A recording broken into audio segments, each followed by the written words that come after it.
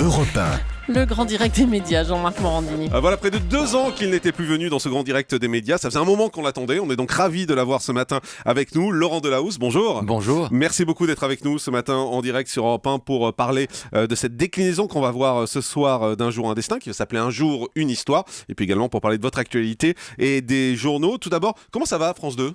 Bien, écoutez, le journal se passe bien, 13h15 va bien, Un jour un destin va bien, donc oui, je suis plutôt content. Vous êtes heureux aujourd'hui ? Vous faites ce que vous aviez envie de faire ? Oui, je suis assez libre, c'est-à-dire que c'est ce que j'ai souvent revendiqué, la possibilité de faire un journal un peu différent, la possibilité de faire des interviews politiques un peu différentes dans 13h15 avec la société civile, d'avoir ce feuilleton qui est l'Élysée, Matignon, Solferino, faire des grands entretiens comme celui avec Jean d'Ormesson, avoir ces documentaires, qui est une collection qui s'est installée au fur et à mesure et qui finalement aujourd'hui il y a des gens dans la rue qui me disent « Ah c'est génial Un jour un destin », mais Un jour un destin ça existe depuis 6 ans, c'est en cela qu'on se rend compte que la télévision est... Et il faut du temps pour installer les choses. C'est pour ça que j'ai jamais voulu être un mercenaire de la télévision, dans le sens de passer d'une chaîne à une autre. Et j'ai préféré installer les choses. Et puis aujourd'hui, Un jour une histoire. Je pense que c'est aussi pour ça que je suis à France 2 aujourd'hui. Il y a eu il y a quelque temps un documentaire sur Klaus Barbie. Ensuite, il y a eu le documentaire sur les ambitieux, qui était le portrait croisé de Nicolas Sarkozy et de François Hollande. Et aujourd'hui, celui-là. Donc c'est aussi pour ça vraiment que je suis sur France 2 et France Télévisions, parce que je pense que je ne pourrais faire ça nulle part ailleurs aujourd'hui. Oui, parce que par moments, on a l'impression que vous êtes un peu à contre-courant dans ce que vous faites, et ça plaît. Mais quand on voit par exemple un jour un destin, voilà, c'est un rythme assez lent, assez rapide, alors qu'on est dans une société de zapping, et pourtant ça cartonne. Quand on voit cet entretien qui était super avec Jean d'Ormesson que vous avez fait à 13h15, c'est aussi un entretien en longueur, ce qui se fait plus à la télévision. Vous faites ça et ça marche. Comment vous expliquez qu'en allant à contre-courant, vous arrivez quand même à séduire le public ? Je pense que on a toujours l'impression que la télévision est marketée, qu'elle est extrêmement formatée. Elle l'est bien évidemment. On sait à quel public on s'adresse. On sait que France 2 est une chaîne plus patrimoniale, on va dire, que M6 par exemple. On sait qu'on a un public qui attend ce genre de choses. Je pense qu'aussi il y a une forme de fidélité. Les gens ont compris que j'étais quelqu'un qui était installé le week-end. À un moment donné, je me posais les questions de savoir si j'allais faire le week-end, peut-être un jour avoir envie de faire la semaine, par exemple sur le journal.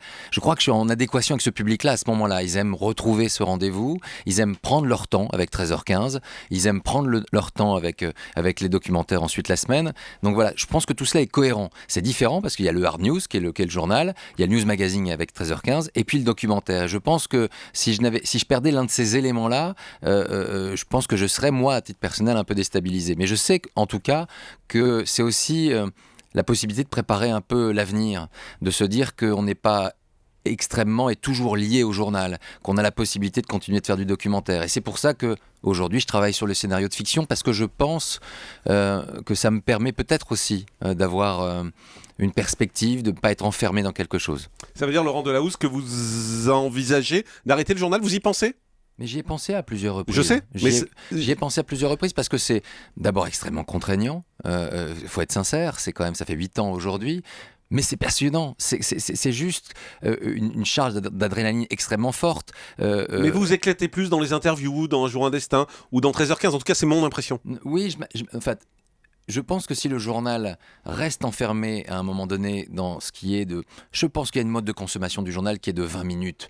Le hard news, c'est 20 minutes. Et que la capacité des gens à suivre le journal et à s'intéresser à l'actualité, c'est 20 minutes aujourd'hui. Au-delà de 20 minutes, je pense qu'il faut proposer autre chose. C'est pour ça que le week-end, vous voyez souvent à 13h, avec 13h15, une partie News Magazine, que vous voyez le dimanche également, une partie, je pense, un peu avec des grands formats, avec une réflexion et des sujets qui sont parfois un peu décalés, avec les paroles d'enfants qu'on voit maintenant, avec ensuite une interview qui est un peu plus longue.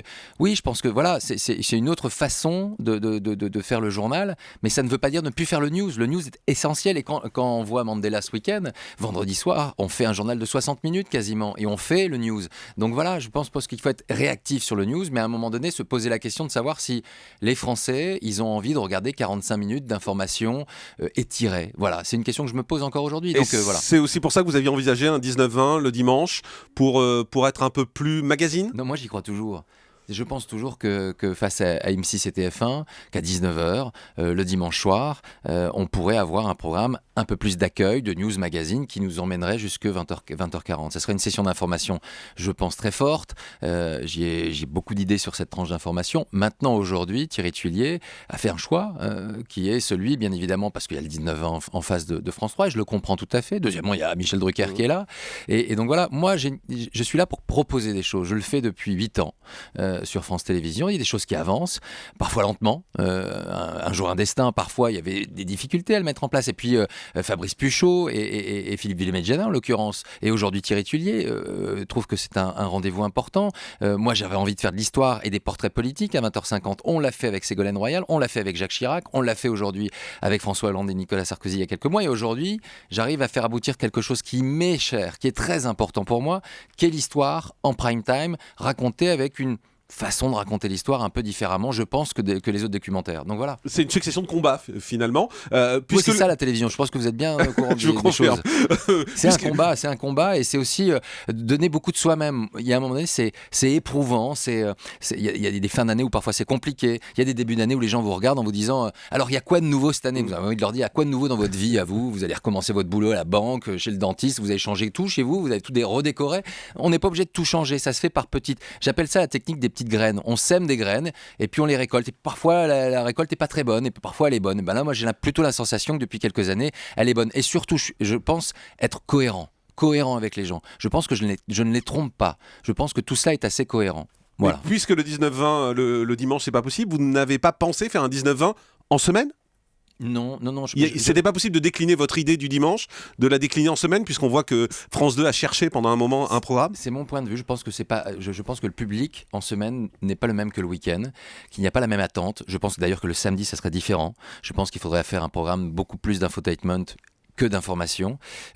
Voilà, et la semaine, je crois que 19h à 20h, il faut un programme très séquencé, très rubriqué, où les gens rient, peuvent consommer, peuvent aller s'occuper des enfants, revenir, la télé est ouverte, elle est comme ça.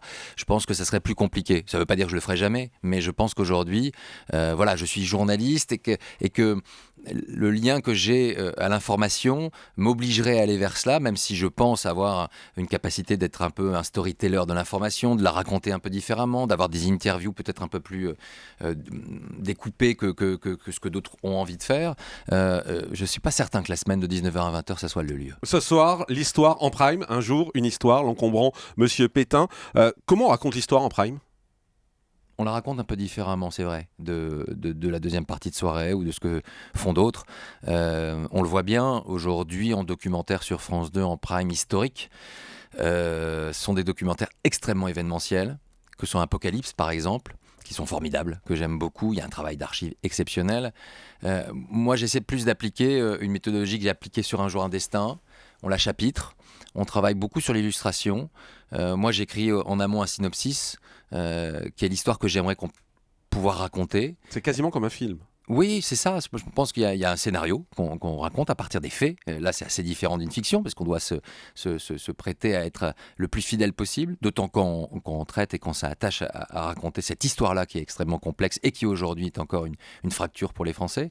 Ensuite, effectivement, on travaille beaucoup les illustrations, donc comme au cinéma. On travaille avec un musicien qui est Olivier Depardon et qui, en l'occurrence, applique la musique au scénario. Donc, il y a effectivement, à un moment donné, un séquençage, un chapitrage qui fait que oui, on se rapproche des codes de la fiction et j'espère aussi à faire que les téléspectateurs rentrent dans l'histoire comme dans Un jour un destin avec l'envie d'aller au bout. Même si ici, en l'occurrence sur celui-là, à la différence de Klaus Barbie il y a 1 an et demi, comme vous voyez c'était il y a déjà longtemps et parce qu'il faut 1 an et demi à peu près pour fabriquer ce genre de documentaire, je pense qu'il était encore plus complexe. Il y a encore 3 semaines, on avait 25 minutes de trop dans la machine, comme dirait l'autre. Et donc, couper 25 minutes, c'est se couper un bras, je peux vous dire. Merci Laurent Delahousse d'avoir été avec nous. Un jour, une histoire, l'encombrant Monsieur Pétain. 20h45 ce soir sur France 2.